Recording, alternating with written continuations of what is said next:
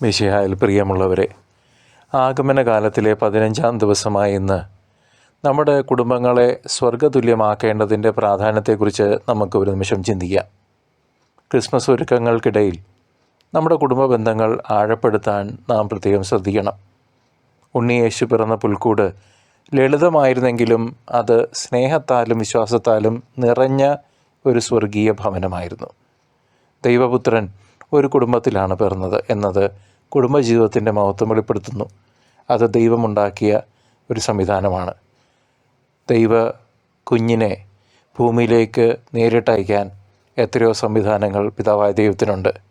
അതല്ലെങ്കിൽ ദൈവപുത്രനെ മാലാഖമാർ ശുശ്രൂഷിച്ച് ഭൂമിയിലെ ദൗത്യങ്ങൾ പൂർത്തിയാക്കാൻ പിതാവായ ദൈവത്തിന് വേറെ വഴി നോക്കാമായിരുന്നു. പകരം ദൈവം മെനഞ്ഞത് ഒരു കുടുംബത്തെയാണ്. യൗസപിതാവും മറിയവും ഈശോയും ചേർന്ന തിരുക്കുടുംബം നമുക്ക് മാതൃകയാവണം.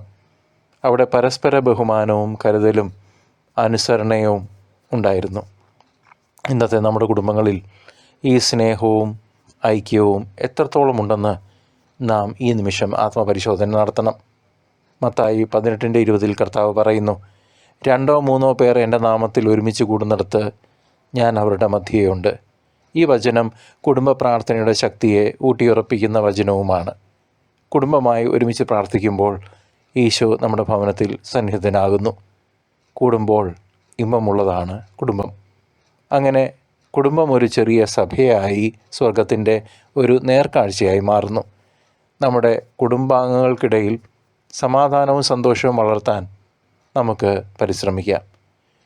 ക്ഷമിക്കാനും സ്നേഹിക്കാനും പങ്കുവയ്ക്കുവാനും നാം പഠിക്കണം. സ്വർഗത്തിൽ നാം അനുഭവിക്കാൻ ആഗ്രഹിക്കുന്ന സമാധാനം ഈ ഭൂമിയിൽ നമ്മുടെ കുടുംബത്തിൽ നാം അനുഭവിക്കണം. ഇവിടുന്ന് തന്നെ അത് ആരംഭിക്കണം. നമ്മുടെ ആഗമനകാലം അതിനുള്ള ഒരുക്കത്തിൻ്റെ സമയമാണ്. തിരുക്കുടുംബത്തിൻ്റെ മാതൃക പിന്തുടർന്ന് നമ്മുടെ ഭവനങ്ങളെ സ്വർഗമാക്കാൻ നമുക്ക് യത്നിക്കാം. കർത്താവായ യേശുക്രിസ്തു വേഗം വരുന്നു.